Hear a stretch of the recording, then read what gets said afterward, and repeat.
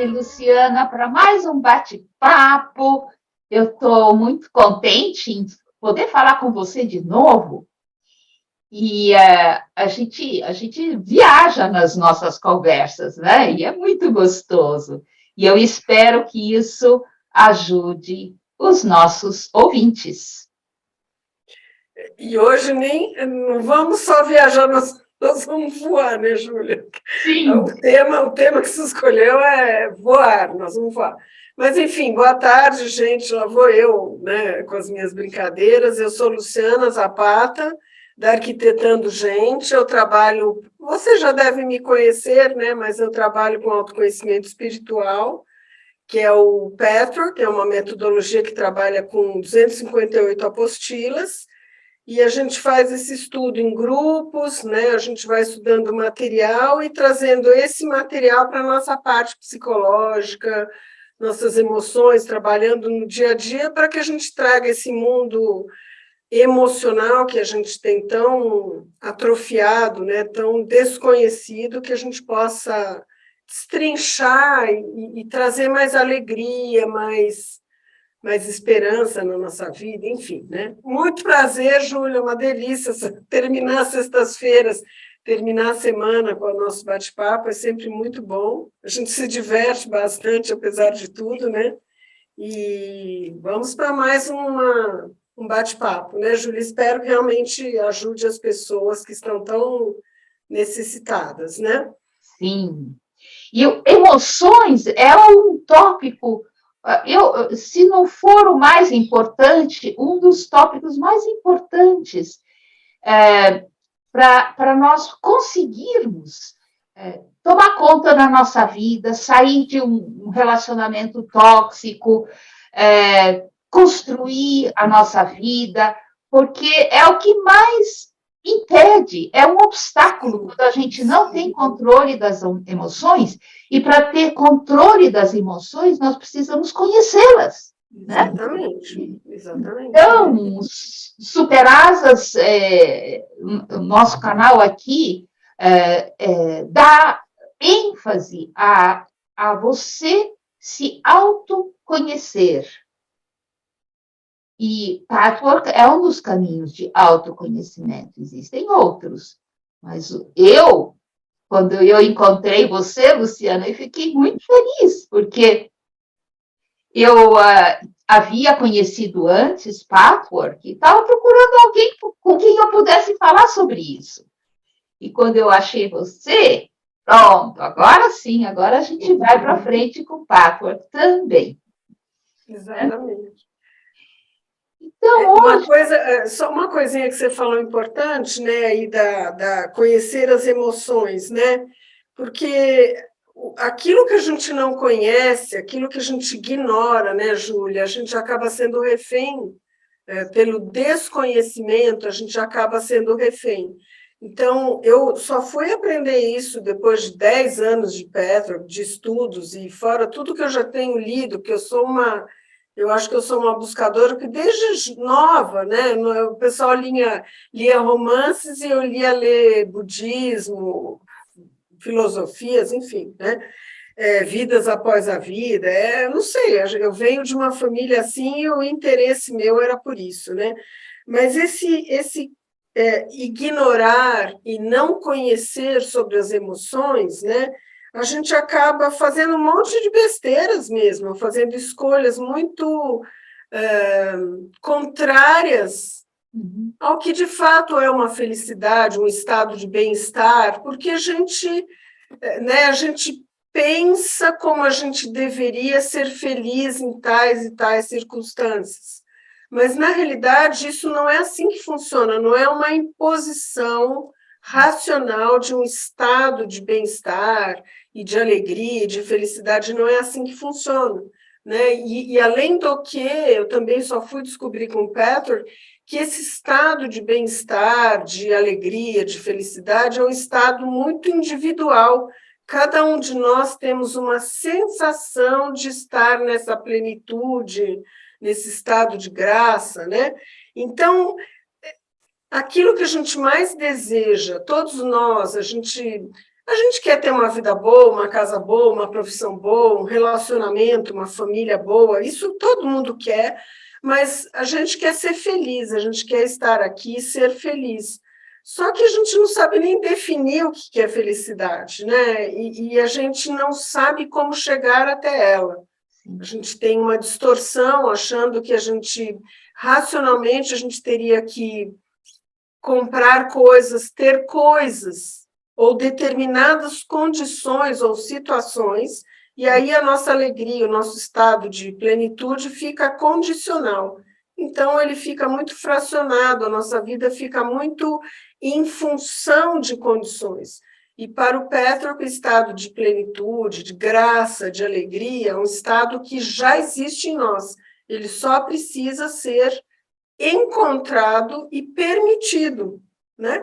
Então, isso para mim foi tão chocante quando eu li isso, porque ia contra tudo. Eu achava que a gente tinha que fazer determinadas coisas, seguir determinada mapa ou determinadas condições para que eu chegasse na felicidade. E isso para mim foi tão impactante, mudou toda a minha vida, porque se é um estado que já existe em mim natural, o que eu estou fazendo para obstruir isso, né? Se já é meu por natureza, né? Então, isso é muito bacana. E esse estado da gente ignorar tudo isso, a gente fica que nem louco, gastando a nossa energia, nosso tempo de vida em direções completamente contrárias a tudo isso, né? Então, por isso que eu queria dar esse adendo, né, que eu acho bem importante, porque foi a minha vivência pessoal de buscar felicidade fora ou permitir a felicidade que já existe, né? Totalmente diferente, né? Nossa, é muito importante isso que você acabou de falar.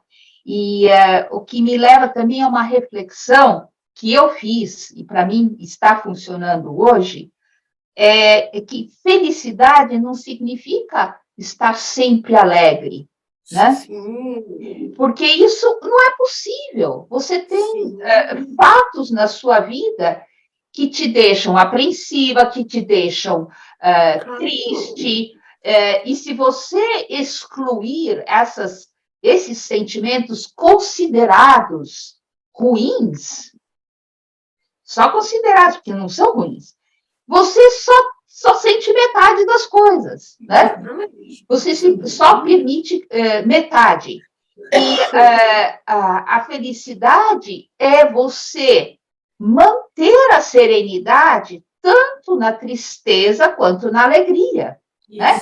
Ou seja, você está acima disso, você se observa ficando triste. Como que você vai evitar ficar triste com um fato triste? Por exemplo, perder um ente querido? É impossível.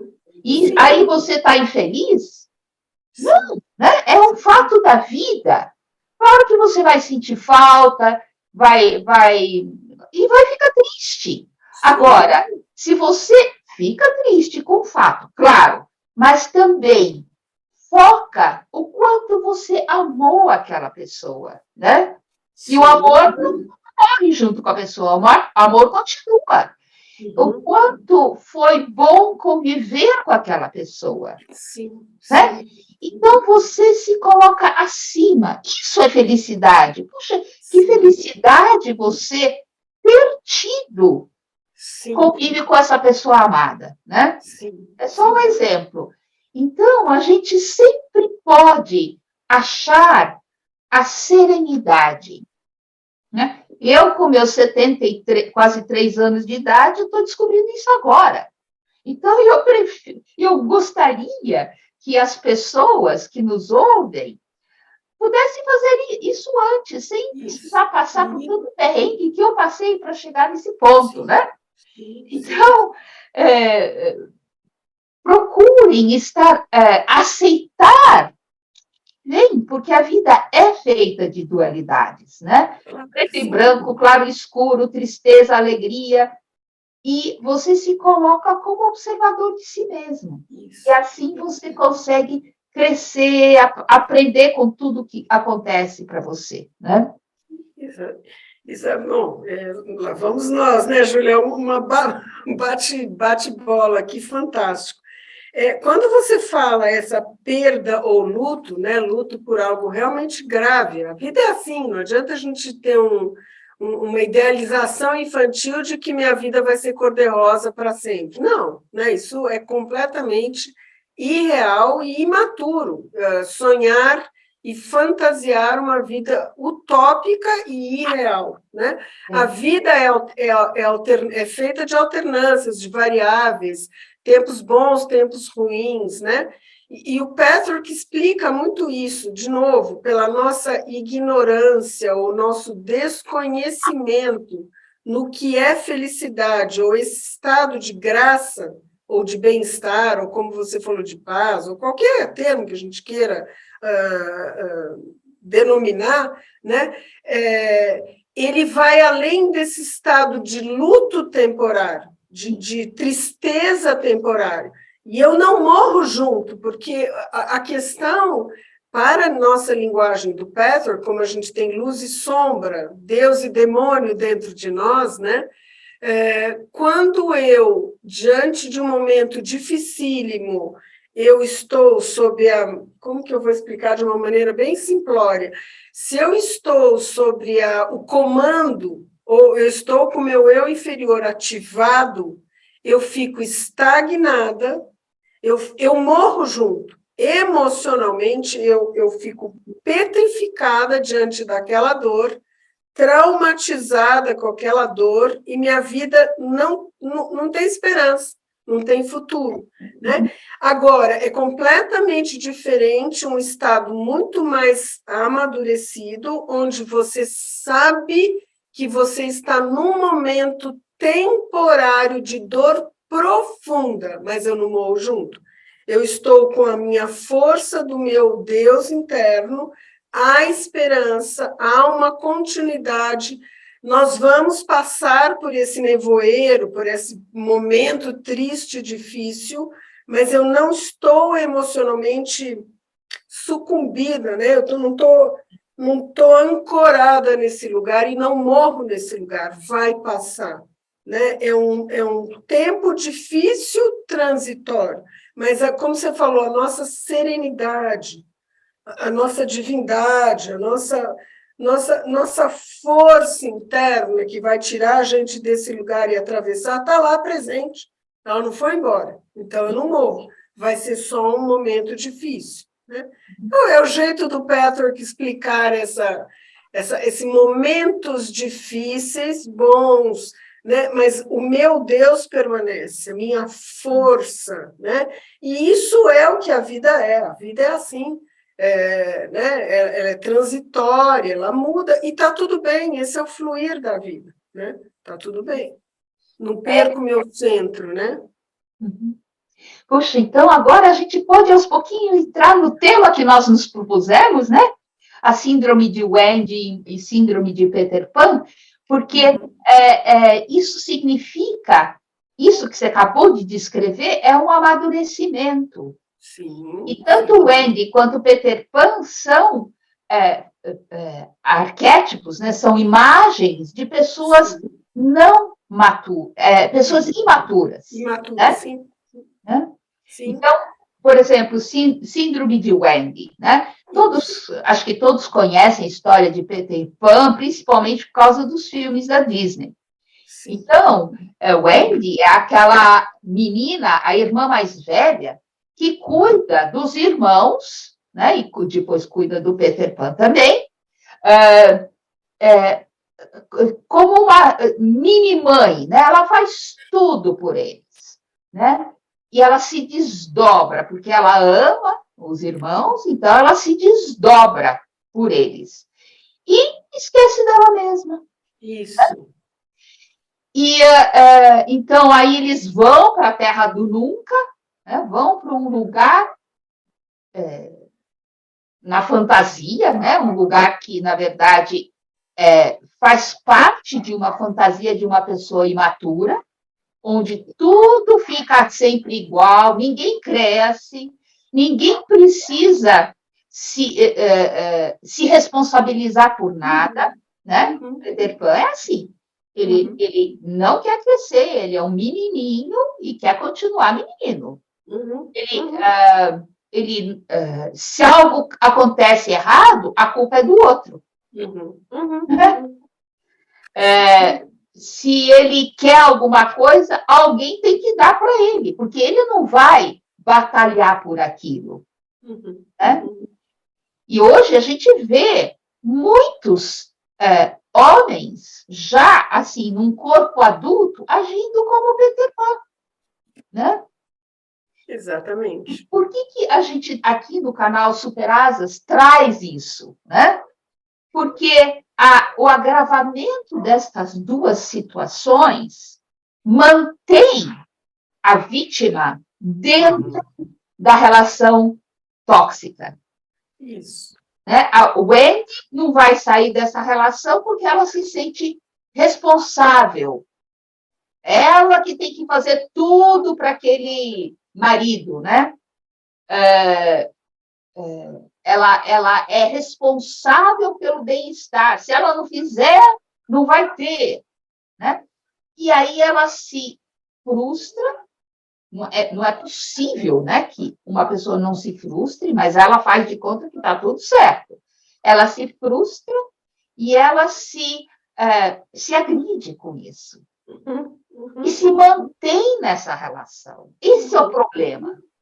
E o Peter Pan, aquele homem imaturo que deixa aquela mulher, a gente está falando aqui de relação homem-mulher, mas pode ser qualquer relação, né? O Peter Pan é aquele imaturo, tanto homem quanto mulher, que se permite cuidar, entre aspas, porque um abusador não vai cuidar, ele só vai fazer de conta que está cuidando. E com isso controla aquela pessoa imatura, né? Então, eu vi que você anotou um monte de coisa, agora querendo eu tô... você vai falar. Com você eu preciso ter umas 10 canetas, 10 papéis aqui. Não, o que eu queria dizer é que, independentemente de qual personagem, né, se é Wendy ou Peter Pan, os dois têm uma coisa muito comum, baseado no que a gente estava falando de emoções, embora, vamos dizer, na parte externa, Wendy ou Peter Pan, são dois personagens, eles têm, e com estratégias de vida completamente diferentes, né? Uma é a mãe de todos e o outro não tem nem responsabilidade para isso, mas é a mãe de todos, e o outro é o lado infantil levado ao extremo, sem consequências, né? Então, ambos, eles têm algo que é extremamente triste até, que é o abandono de si próprio, né? Você está sempre... Quando você começou a falar da Wendy, naquele desenho do Walt Disney, ela vai para a Terra do Nunca porque ela vai seguindo os irmãos, porque eu tenho que cuidar dos irmãos, mas ela não queria ir, ela ficava discutindo com os irmãos, não vamos, e ela lá com o Peter Pan indo, e ela indo atrás, mas ela completamente contrariada ao que ela de fato queria, né? Ou o que as emoções falavam com ela.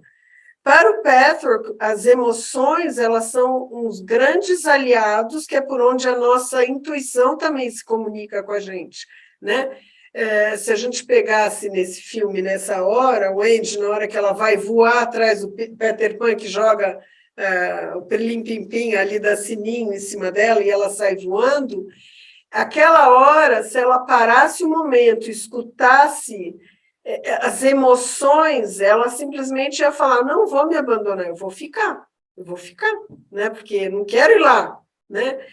Mas a pessoa se trai, tanto faz o Peter Pan que covardemente ele adota uma postura de fuga de uma realidade, né? Então ele acha que ele tem liberdade, mas ele na realidade é um grande prisioneiro. Né? Porque ele é um prisioneiro, porque ele não assume a responsabilidade pela própria vida. A verdadeira liberdade, ela vem junto e grudada com a palavra responsabilidade, né? Aí sim é uma liberdade monumental, porque você assume responsabilidade por essa liberdade, e não uma fuga, né? é completamente diferente. Então, era isso isso que eu queria trazer, que independentemente dos personagens que você adota, há um abandono de si. E isso é uma tristeza, né? Isso é muito ruim. E você se desconecta da sua parte emocional, que é, como eu digo, o campo emocional que a gente trabalha muito pouco, ignora. Eu aprendi no Petro que eles são alarmes, eles soam, os sentimentos não são ruins, eles só estão avisando a gente que algo que a gente está vivendo, a gente está sendo permissivo, a gente está sendo fraco, a gente está deixando o outro invadir, né? Então, os sentimentos, eles são ruins até que a gente tome uma postura de adultos, né? De alto amor, vamos dizer assim, onde você olha para esses alarmes que são as emoções, os sentimentos, e daí você toma uma atitude de adulto e fica tudo bem de novo, né? E a vida que segue, até a gente...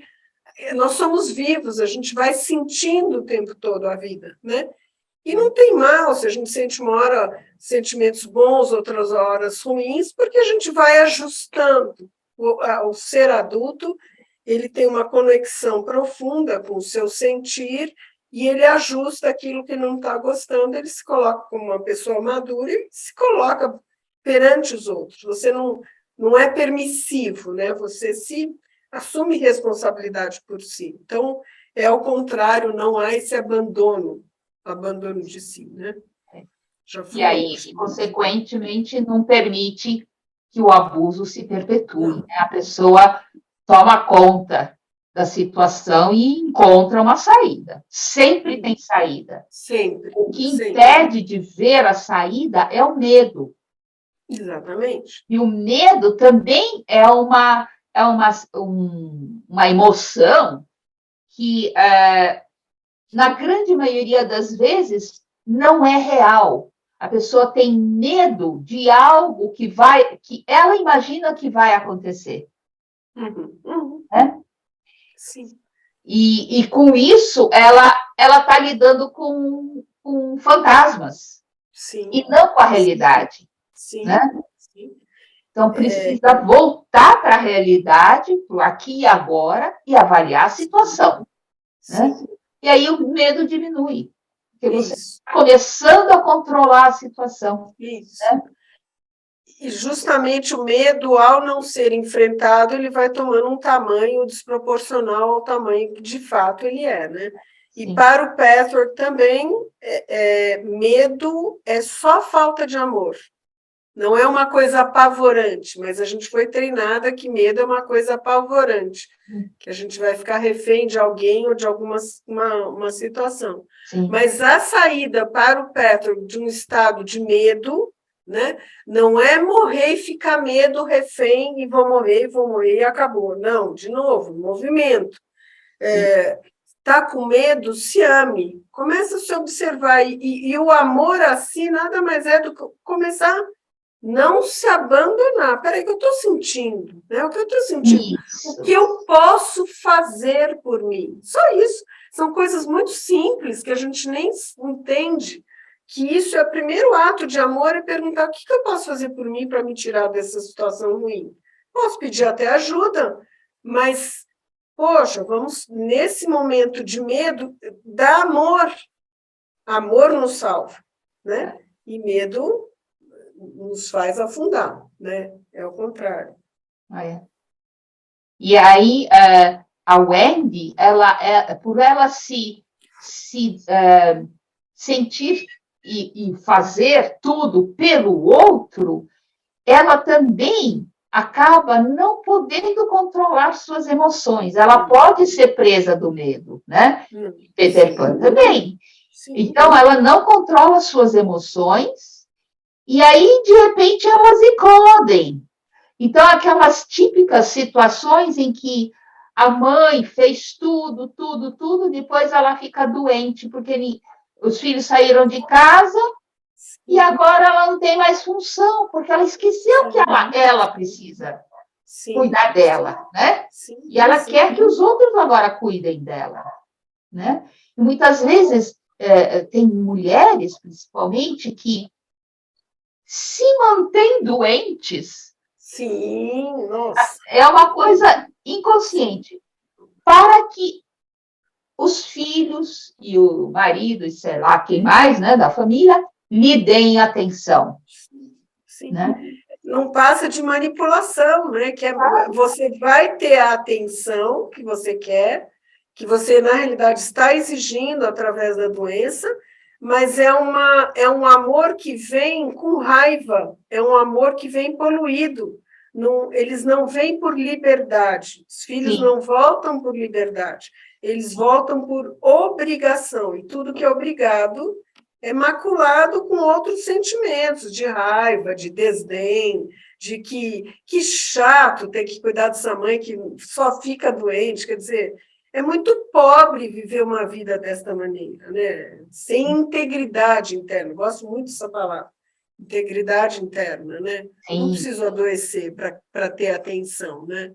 Não preciso. Então, essa situação muitas vezes pode ser confundida com um transtorno de psicopata, mas não é. Sim, Não, e a sim. gente precisa olhar muito bem para essas situações. Pode ser simplesmente uma síndrome de Wendy, né? Uhum, Isso uhum. não chega a ser um transtorno, é uma condição da pessoa. Né? Sim, sim. Uma coisa que você falou importante lá atrás, Júlia, sobre essa síndrome de Wendy, né, que a pessoa acaba ficando numa relação tóxica, abusiva, né, porque ela fica se justificando de que ela tem que ficar cuidando do outro, porque o outro precisa de mim, porque eu preciso. Ela fica parece que se enfeitiçando, ela parece que fica se hipnotizando para abandonar o que ela está sentindo. O outro é mais importante do que ela para ela mesma, né? E esse salvar o outro, essa síndrome de Wendy, ou a síndrome da salvadora, né? Isso. Na realidade, ela precisa se responsabilizar e para a sua parte adulta, e ver que ela está salvando como uma fuga os outros que não querem se salvar, e ela está deixando de salvar a única pessoa deste planeta que ela deveria salvar, que é ela mesma, e salvar a ela dessa relação que está destruindo-a. Né? Então, essas distorções, esse olhar que fica para o outro mais importante do que a mim, do que para eu mesma, esse abandono desses alarmes emocionais que estão soando faz muito tempo, e daí a gente pega a nossa mente, a nossa mente egóica, que eu falo que isso aqui é um instrumento monumental, isso aqui é uma Ferrari, só que ela é usada para uma auto-hipnose, para justificar ficar num lugar que está acabando comigo. Então, isso mostra um abandono, né? E essa ideia de salvar todo mundo. O Petrarch trabalha muito com essa questão do espelhamento. Sim. Essa palavra, quando eu, por exemplo, eu estou com uma pessoa que ela se apresenta nessa condição de Wendy, né, eu pego a palavra salvação, e eu devolvo para ela. Você está se salvando? Você está olhando para você? Será que não é você que tem que ser a primeira pessoa a ser salva? Então, a gente troca as palavras, né? Em vez dela ter que salvar todo mundo, porque também para o Petrarch, toda vez que a gente começa uma frase, eu tenho que, é eu inferior. É eu inferior. Toda vez que eu começo, eu tenho que, eu devo, toda vez que eu estou me forçando, como se me convencendo a fazer algo, para e veja se de repente isso é o real, né? Por que você precisa salvar tantos os outros? Quem precisa ser salvo é você. Saia dessa relação, né? É isso. Daí você não fica nessa hipnose, parece que você fica seduzida por essas falas, né? E a vida vai passando e a gente vai se sentindo triste, infeliz, né? Sem esperança, cansada. Eu tenho muitos alunos que chegam e falam assim, Luciana, eu estou exausta. Claro que sim. Claro que sim. Está exausta de sofrer e de ficar dando desculpas para se manter sofrendo. Quer dizer, isso não tem justificativa, né, Júlia? Claro. E aí faz parceria com a síndrome de Peter Pan. Peter Pan quer alguém que cuide dele, né? Sim, Porque sim. o Peter Pan se considera incapaz ou nem quer. Ele se isenta disso, né? Ele quer que alguém cuide. E aí, o que acontece? Se você se entrega para alguém cuidar de você, essa pessoa vai controlar você, Claro que sim. né? Claro que sim. Não tem como não controlar. Ela vai te dizer o que você tem que fazer, o que você não pode fazer. Sim, sim. E aí você não consegue sair, né? Você não, uma pessoa que está num relacionamento tóxico, por exemplo, né? E aí, parênteses, o abusador adora pessoas assim. Se apresenta assim, o abusador, abusadora. Eu vou te salvar. Eu vou cuidar de você. Sim. E aquele que está como Peter Pan corre para aquele lugar, porque era isso que essa pessoa estava querendo. Sim. Pronto. Trau, né? Pegou. Sim. E aí, para sair desse lugar, Nossa. como que faz? Só amadurecendo. Não tem outro jeito. Né?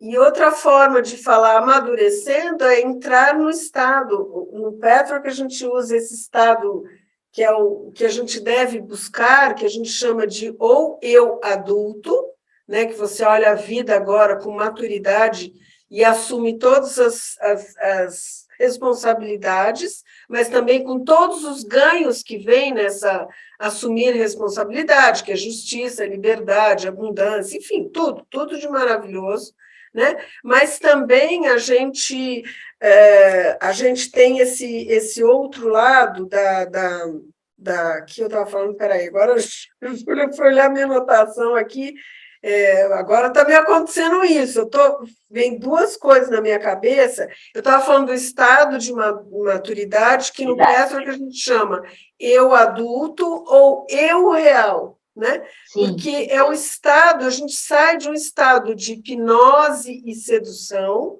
né? Para um estado de realidade. Ou é um estado de maturidade, onde a gente assume a responsabilidade de nos tirar de qualquer lugar desagradável, qualquer, é minha responsabilidade, eu não espero mais, eu não delego mais, porque isso é um ato, de novo, de amor a mim, eu vou me tirar, não vou ficar esperando, não vou ficar mais esperando alguém, estou cansada de esperar, né? Então, tanto faz essas duas síndromes, né? A gente consegue sair desses dois papéis ou duas síndromes, você assumindo responsabilidade e estando agora na realidade. Será que vale a pena a gente manipular tanto, né? Ou seduzir tanto? Tudo, não passa de manipulação, né, Júlia? Claro. Na realidade, né? Se fazer de fraco ou se fazer de responsável demais, né? Pela vida dos outros.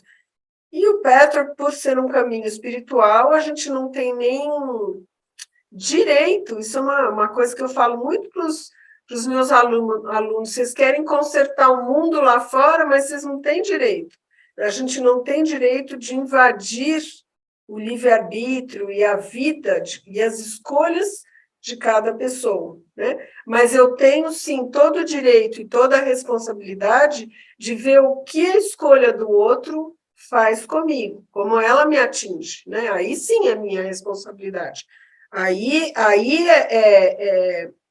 é meu reino, né? É meu campo de trabalho, né? Minha tarefa, né?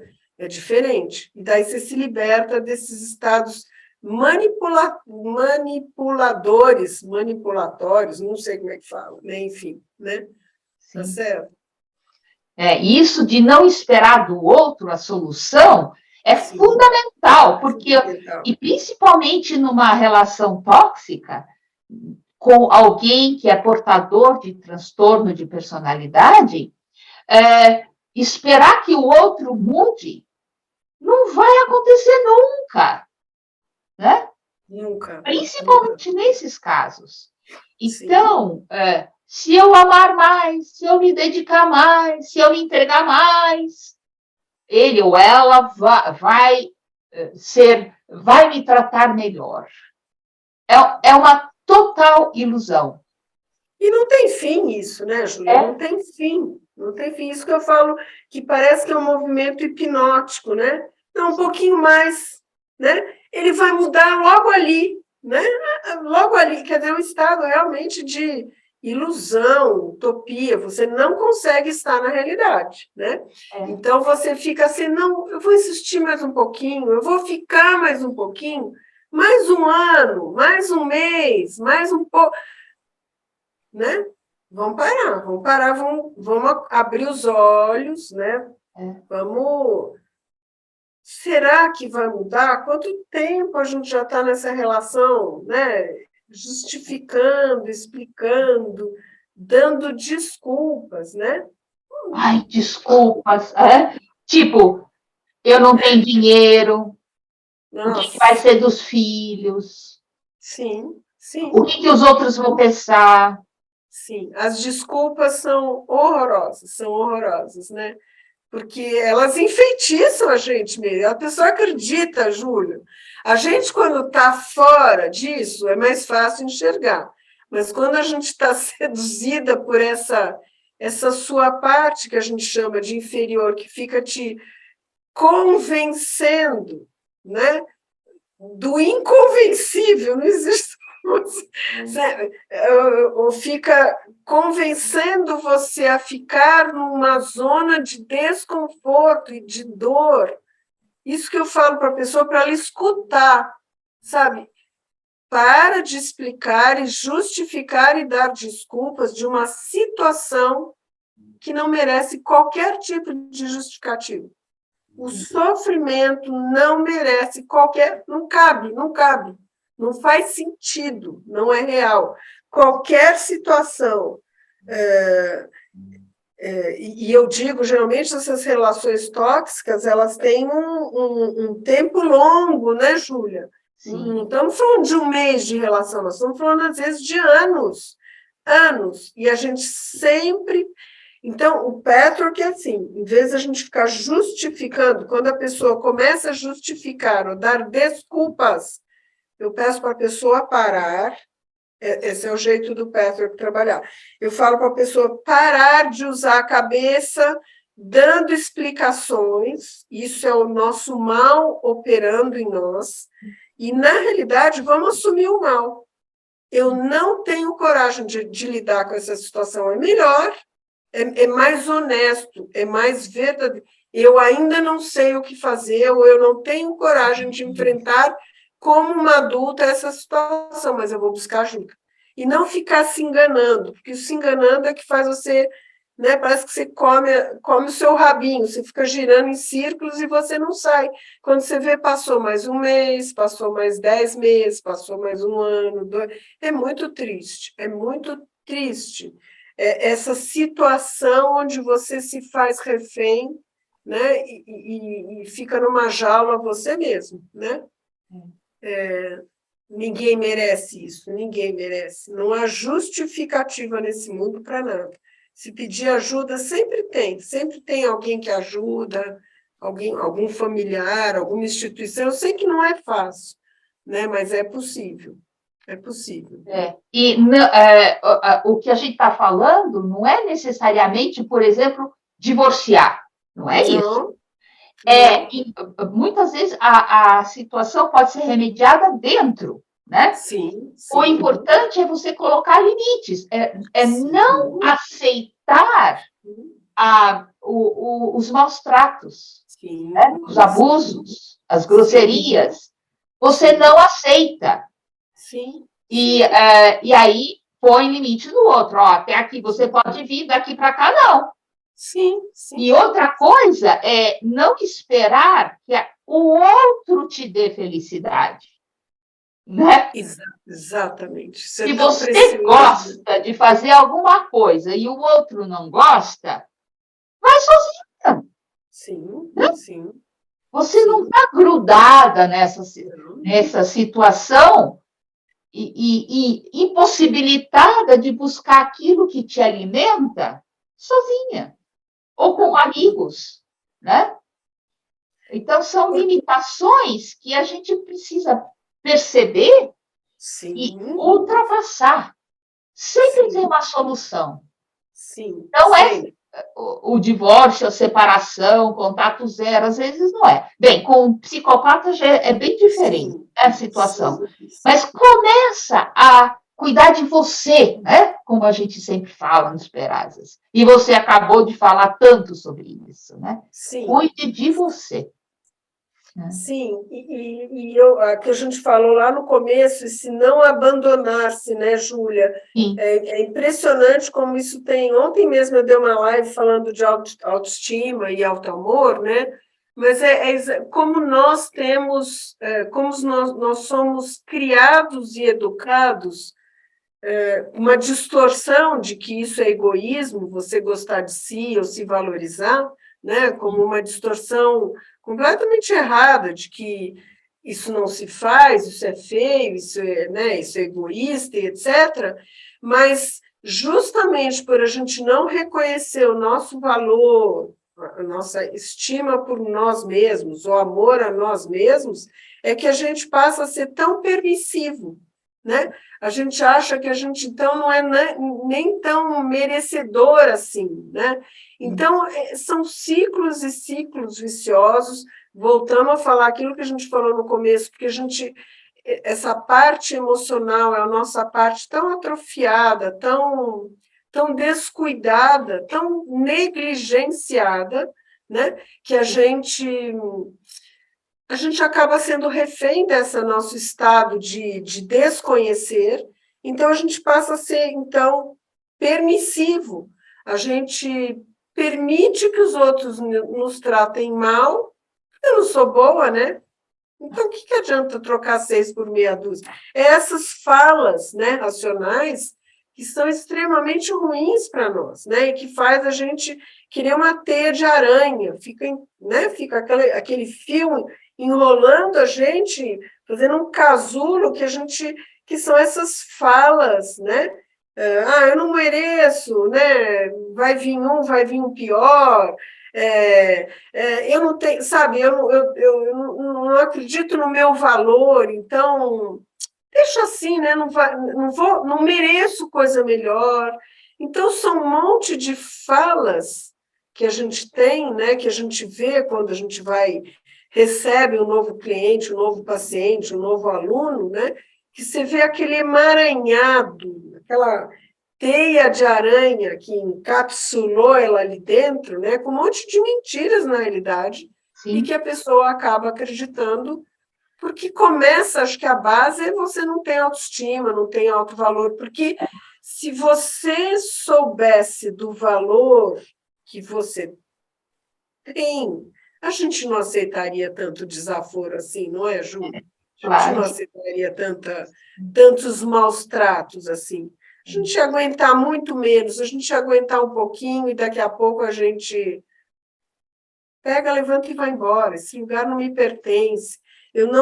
A gente não seria tão permissivo, né? Não é verdade? Sim. A gente saberia manejar os conflitos a nosso favor. E isso, como você falou, não é egoísmo. Porque se você não for a favor de si mesmo, quem vai estar, né, a favor? Exatamente.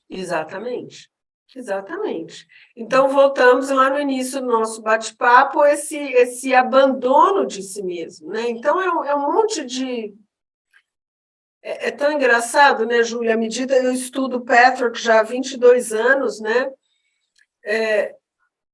Foi me trazendo num nível de consciência que há 22 anos, e olha que eu estudava, eu lia budismo, teosofia, vida após a vida, filosofia, enfim, eu adorava esses assuntos.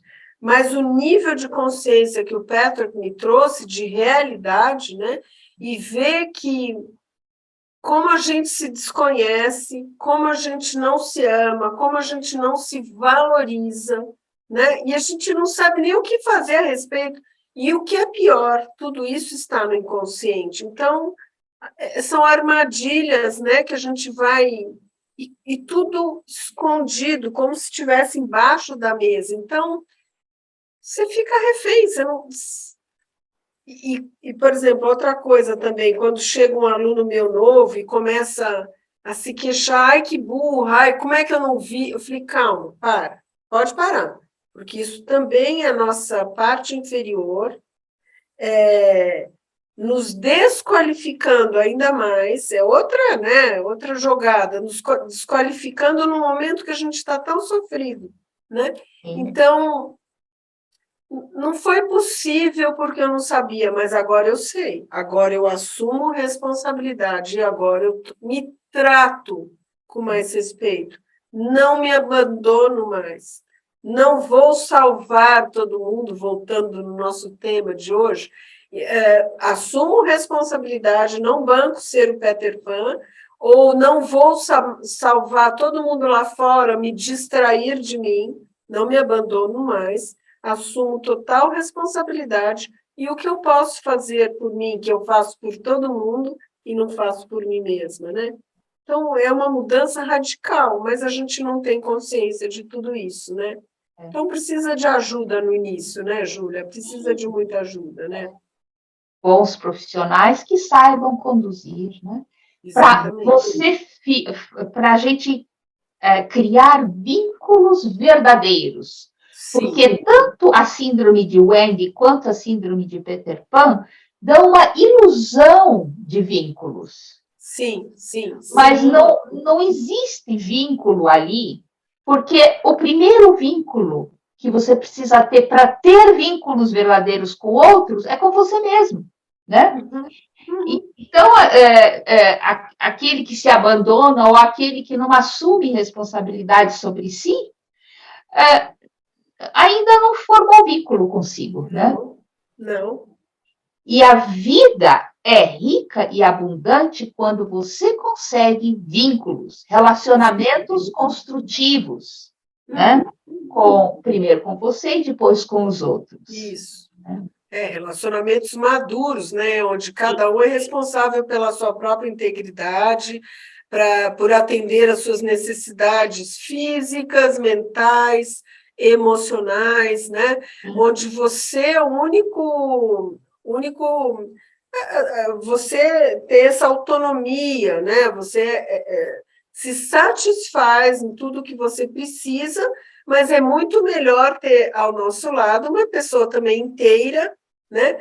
Que se responsabiliza pela vida dela, e daí sim nós vamos voar juntos, né, Júlia? Que nem o Peter Pan e o Andy, mas são duas pessoas responsáveis, não pessoas que manipulam na sua fraqueza e nas suas carências, porque, que nem você estava falando, se o Peter Pan, que é uma pessoa que não assume responsabilidade, se o Andy se cansa dele, ela chega e fala, tá bom, então eu vou embora para casa. Daí ele vem manso e fala, não. Né? Você vê que é uma manipulação onde os dois ficam presos ali e na hora que o outro está querendo escapulir, ele vem lá e seduz de novo.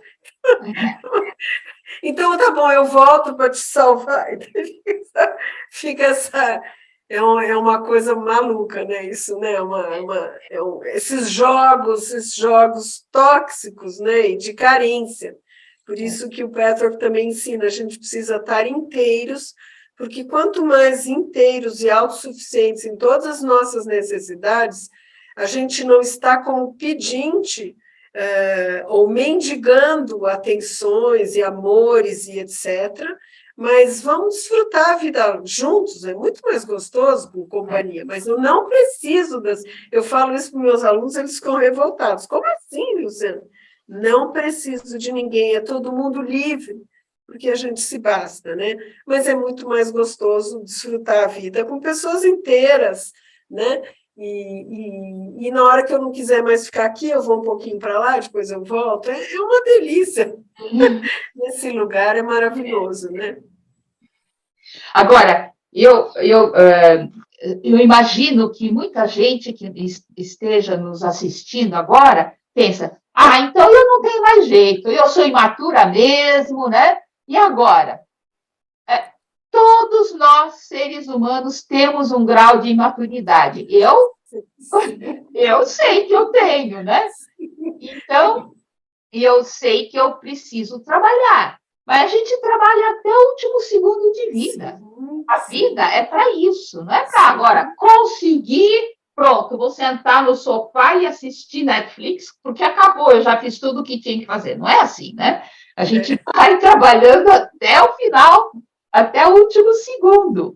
Então, todos nós precisamos percorrer esse caminho. E se você percebeu que você é imatura, ótimo! É o primeiro passo. O primeiro passo é perceber. Sim. Né? E depois procurar um caminho que ajude você a amadurecer. Sim. Uma coisa que você falou também super legal é assim, a gente pode até temporariamente dar uma de Peter Pan. Então, hoje eu estou cansada de ser uma adulta responsável e eu hoje vou tirar uma tarde para ser Peter Pan.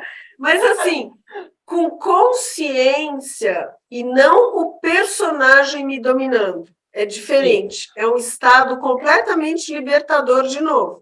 Eu sou uma pessoa responsável, vou brincar aqui, a Júlia riu para mim, porque a gente acabou de, um pouquinho antes do início, mas é assim, então eu trabalho firme como uma adulta responsável até sexta-feira à tarde, depois que eu desligar a live, eu não atendo mais ninguém, eu não quero ser responsável nem por mim, eu vou fazer um balde de pipoca, vou ver Netflix e ficar dando uma de Peter Pan.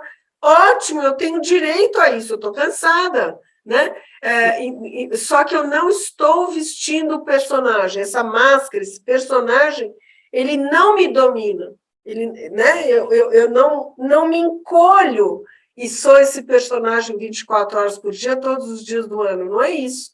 Então, é legal que você falou, me veio isso. Nem o Andy, nem o Super-Homem, nem o Hulk, eu não visto personagem nenhum, mas eu tenho direito, quando eu estou com raiva, de virar Hulk, né? Não para as pessoas, mas eu tenho direito de...